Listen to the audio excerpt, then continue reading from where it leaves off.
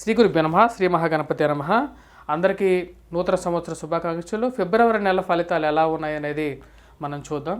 ఫిబ్రవరి నెలలో 1 నుంచి 29వ తారీఖు వరకు ద్వాదశ రాశుల వారికి ఫిబ్రవరి నెల ఫలితాలు ఎలా ఉన్నాయో తెలుసుకోబోయే ముందు మొదటిగా గ్రహస్థితి ఎలా ఉందనే చూద్దాం. రాహుకేతువులు వారి వారి స్థానాల్లో కొనసాగుతున్నారు. రాహువు మీనంలో, కేతువు కన్యలో కొనసాగుతున్నాడు. గురువు చూసినట్లయితే మేషంలో కొనసాగుతున్నాడు. అలాగే శుక్రుడు, కుజుడు ఈ నెల మొదటిలో వచ్చేటప్పటికి ధనస్సులో, అలాగే వారి యొక్క మార్పు కుజుడు చూసినట్లయితే ఫిబ్రవరి 5వ తారీఖున తన యొక్క మార్పు అనేది మకరంలోకి జరగబోతున్నది.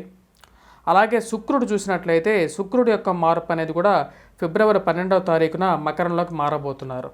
అలాగే రవి వచ్చేటప్పటికి మనం చూసినట్లయితే ఫిబ్రవరి 13వ తారీఖున కుంభ సంక్రమణం జరగబోతుంది అన్నమాట. కుంభంలోకి మారబోతున్నాడు. అలాగే మనం చూసినట్లయితే బుధుడు కూడా యొక్క మార్పు అనేది ఉంది. బుధుడి యొక్క మార్పు అనేది మనం చూసినట్లయితే ఫిబ్రవరి 1వ తారీఖే వచ్చేటప్పటికి రాబోతున్నాడు, కుంభంలోకి రాబోతున్నాడు. ఇప్పుడు గ్రహస్థితి రీత్యా వచ్చేటప్పటికి శని వచ్చేటప్పటికి కుంభంలో కొనసాగుతున్నాడు. ఇప్పుడు శని రవి కలవబోతున్నారు అన్నమాట. ఆది శత్రువులైనటువంటి శని రవి కలయిక ఈ యొక్క దేశం మీద, ప్రపంచం మీద కూడా దాని యొక్క ప్రభావం అనేది చాలా ఎక్కువగా ఉంటుంది. ఇప్పుడు ద్వాదశ రాశుల వారికి ఈ యొక్క ఫలితం అనేది ఎలా ఉండబోతుంది అనేది మనం చూద్దాం. మిథున రాశి వారికి ఈ యొక్క నెల ఎలా ఉండబోతుంది అనేది చూద్దాం. మిథున రాశి వారికి వచ్చేటప్పటికి విద్యార్థులకు అనుకూలమైనటువంటి ఫలితంగానే గోచరిస్తున్నది. అలాగే హోటల్స్, టిఫిన్స్ సెక్షన్స్ ఎవరైతే రన్ చేస్తుంటారో వారికి కూడా అనుకూలమైనటువంటి ఫలితాలు. అలాగే ఈ యొక్క పుస్తకాల షాపుల యజమానులు కానీ, ప్రింట్ అండ్ ఎలక్ట్రానికల్ రంగం మీడియాలో ఉన్నటువంటి వారికి కూడా సానుకూలమైనటువంటి ఫలితాలు గోచరిస్తున్నాయి అన్నమాట. ఈ యొక్క రాశి వారికి గురువు లాభస్థానంలో ఉన్నందువల్ల అనుకూలమైనటువంటి ఫలితాలు ఈ రంగాల్లో ఎక్కువగా గోచరిస్తూ ఉన్నాయి. అలాగే విద్యార్థులకు, ఉపాధ్యాయులకు కూడా అనుకూలమైనటువంటి ఫలితాలే గోచరిస్తున్నాయి. కానీ ఈ యొక్క రాశి వారికి మనం చూసినట్లయితే రవి యొక్క సంచారం అనేది అష్టమంలో ఉన్నాడు. అష్టమంలో ఉన్నప్పుడు అంత యోగకారకమైనటువంటి ఫలితాన్ని ఈ యొక్క రాశి వారికి ఇవ్వలేదు. ఇప్పుడు భాగ్యస్థానంలోకి మారబోతున్నాడు. ఫిబ్రవరిలో వచ్చేటప్పటికి ఫిబ్రవరిలో మారబోతున్నటువంటి రవి 13వ తారీఖున అంత అనుకూలమైనటువంటి ఫలితాలు ఇవ్వడం అన్నమాట. రవి భాగ్యస్థానంలో అంత అనుకూలమైనటువంటి ఫలితాలు ఇవ్వడం అని చెప్పి మనకి శాస్త్రం చెప్తూ ఉంది. తద్వారా వచ్చేటప్పటికి ఇక రాశి వారికి ముఖ్యంగా బాతృ సంబంధితమైన వ్యవహారాలు కానీ, ధైర్యంతో పెద్ద పెద్ద విషయాల్లో ఇన్వెస్ట్మెంట్స్ కానీ ఈ యొక్క నెలలో ముఖ్యంగా స్పెక్యులేషన్స్లో ఇన్వెస్ట్మెంట్స్ని కొద్దిగా తగ్గించుకోవటం అనేది ముఖ్యంగా చెప్పడం జరుగుతుంది ఫిబ్రవరి నెలలో చెప్పాలంటే. అలాగే ట్రావెలింగ్, ప్రయాణ సంబంధితమైన విషయాల్లో కూడా తగు జాగ్రత్తలు అనేది ముఖ్యం. ఈ యొక్క నెలలో కాదు, ఈ యొక్క సంవత్సరంలోనే చెప్పాలంటే మిథున రాశి వారికి వచ్చేటప్పటికి చతుర్థంలో వచ్చేటప్పటికి కేతు ఉన్నాడు. కేతు అంత యోగ్యకారకుడు కాదన్నమాట. ప్రయాణాల్లో సెల్ఫ్ డ్రైవింగ్లో ముఖ్యంగా చెప్పాలంటే ఈ యొక్క రాశివారు చాలా జాగ్రత్తగా ఉండాలి. తొందరగా ప్రయాణం చేసేటప్పుడు ముఖ్యంగా చెప్పాలంటే వినాయకుడిని పూజించిన తర్వాతే మీరు ఇంట్లో నుంచి బయటికి రావటం అనేది ముఖ్యం. అట్లీస్ట్ బండి మీద కూర్చున్నా సరే, ఇంట్లో అయినా సరే ఒక చిన్న విగ్రహాన్ని వినాయకుడిది పెట్టుకొని వినాయకుడు గం గణపతియే నమః అనే మంత్రాన్ని చదివిన తర్వాత ఇంట్లో నుంచి బయటకు వస్తే ఈ యొక్క మిథున రాశి వారికి యాక్సిడెంట్స్ రిలేటెడ్ ఇష్యూస్ నుంచి బయటకు రాగలుగుతారు. తల్లిగారు ఆరోగ్య సంబంధితమైన విషయాల్లో కూడా అనుకూలమైనటువంటి ఫలితాలు పొందగలుగుతారు. ఈ యొక్క రాశి వారికి శుక్రుడు ఎప్పుడైతే ఈ యొక్క రాశి వారికి అష్టమంలోకి మారినప్పుడు ఐశ్వర్యాన్ని కలిగించగలుగుతాడు అన్నమాట. అంటే అష్టైశ్వర్యాన్ని కలిగించగలుగుతాడు. శుక్రుడు సప్తమంలో ఉన్నప్పుడు పరస్త్రీ సంయోగంతో కానీ, పరస్త్రీల పట్ల అట్రాక్షన్ కానీ, పరపురుషుల పట్ల అట్రాక్షన్ కానీ కలిగించగలుగుతాడు. అదే అష్టమంలోకి ఎప్పుడైతే శుక్రుడు యొక్క మార్పు జరుగుతుందో అప్పటి నుంచి కొంచెం అంటే ఆదాయంలో అనుకూలత, డబ్బు రావటంలో కొద్దిగా అంటే ఒక సాఫీగా జీవితం అనేది ముందుకు జరగటం అనేది జరుగుతుంటుంది అన్నమాట. ఈ యొక్క విషయంలో ఈ యొక్క పరిస్థితి అనేది కరెక్ట్ అన్నమాట. మరియు అలాగే కుటుంబంలో ఒక వృద్ధి అనేది ఏర్పడుతుంది.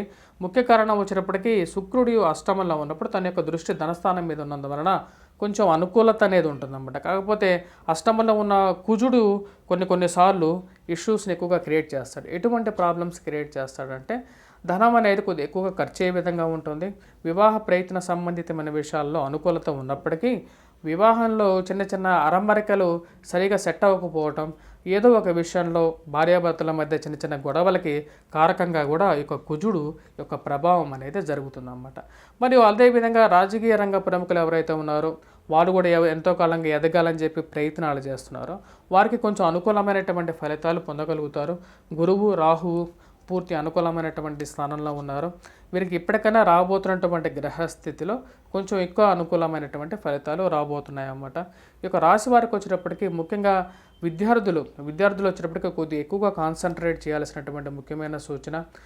గురువు అనుకూలమైనటువంటి స్థానంలో ఉన్నప్పుడు అది ఒక మంచి అవకాశంగా వీరు తీసుకొని బాగా చదివినట్లయితే విద్యార్థులు మిథున రాశి వారు కంపల్సరీగా సక్సెస్ అనేది పొందగలుగుతారు. ఆ యొక్క విషయంలో అయితే ఎటువంటి సందేహం అనేది లేదు. కాబట్టి వీరు ఎక్కువగా ఈ యొక్క విద్యార్థులు వచ్చేటప్పటికి ఎక్కువ కాన్సన్ట్రేట్ చేస్తే అనుకూలమైనటువంటి ఫలితాలు అనేది పొందబోతున్నారు.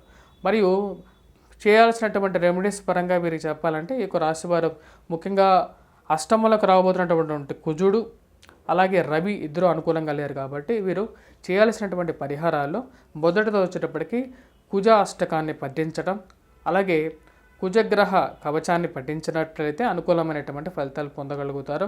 అలాగే రవి కూడా అనుకూలమైనటువంటి ఫలితాల్లో లేడన్నమాట. అంటే అనుకూలమైనటువంటి స్థితిలో లేడు కాబట్టి వీరు కూడా రవిగ్రహ అనుకూలత కోసం ముఖ్యంగా వచ్చేటప్పటికి సూర్య నమస్కారాలు అనేది ఆదివారం పూట చేయాలి. ఓం ఆదిత్యాయ నమః అనే మంత్రాన్ని పఠించినట్లయితే వీరికి చాలా అనుకూలమైనటువంటి ఫలితాలు పొందగలుగుతారు. నెల ఫలితాలు అనేది కార్యక్రమం అనేది కంప్లీట్ అయిందన్నమాట. ఇప్పుడు ఫిబ్రవరి నెలలో ద్వాదశ రాశుల వారికి ఎలా ఉండబోతుంది అనేది చూసాం. ఇప్పుడు ఒక్కొక్క రాశికి ఒక్కొక్క విధంగా ఉంటుంది. కానీ అన్ని రాశుల వారికి వచ్చేటప్పటికి రవి కుజుడు ఎక్కువగా ప్రభావం అనేది చూపించడం అనేది జరిగింది. రవికి వచ్చేటప్పటికి సూర్యారాధన అనేది మన శాస్త్రంలో చెప్పబడినటువంటి నియమం అన్నమాట. అంటే మనకు సాక్షాత్ భగవంతుడు ఎవరు అంటే సూర్యచంద్రులు కాబట్టి రవిని ఎలా పూజించాలి అనే దాని గురించి చాలా పెద్ద స్టోరీ ఉంది. సాక్షాత్ శ్రీకృష్ణ భగవానుడే వచ్చేటప్పటికి తన యొక్క పుత్ర సంతానానికి క్షయవాది గ్రస్తుడైనటువంటి తన కుమారుడికి సూర్యారాధన చేయటం వల్ల వాటిలో ఉన్నటువంటి మహత్యాన్ని చెప్పడం అనేది జరిగిందన్నమాట. ఇది నారద పురాణంలో కూడా ఉందన్నమాట.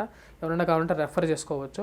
మరియు అలాగే సూర్యుడిని, ఎందుకంటే మరి కంటికి కనపడే భగవంతుడు ఎవరు అంటే తల్లిదండ్రుల తర్వాత సూర్యుడే కాబట్టి సూర్యుడిని ఎక్కువగా పూజించాలి. ప్రతి ఒక్క మనిషి జీవితంలో సక్సెస్ అనేది ముఖ్య కారణం ఎవరు అంటే రవి యొక్క స్థానం అనేది చెప్పడం జరుగుతుంది కాబట్టి రవిని ఎక్కువగా పూజించాలి. అలాగే కుజుడి యొక్క స్థానం మార్పు అనేది కూడా ఉంది కాబట్టి ఫిబ్రవరి నెలలో వారిని కూడా ఎక్కువగా పూజించాలి. బుధుడు శుక్రుడు ఎప్పుడైతే రవితో కలుస్తారో వారి యొక్క ప్రభావం అనేది ఎక్కువగా ఉండదు. అంటే వారు అస్తంగత్వం పట్టడం అనేది జరుగుతుంది. వారి యొక్క ప్రభావం అనేది కూడా కోల్పోవటం అనేది జరుగుతుంటుంది. కాబట్టి మిగతా గ్రహాల గురించి ఎక్కువగా కేంద్రీకృతంగా నేను చెప్పట్లేదు. అంతేగాని మిగతా గ్రహాల ప్రభావం లేనివి అన్న ఉద్దేశం అయితే కాదన్నమాట. మీరు ముఖ్యంగా చేసుకోవాల్సినటువంటి పరిహారాలు అనేది కూడా నేను ఏ రాశికి ఆ రాశి చెప్పడం జరిగింది.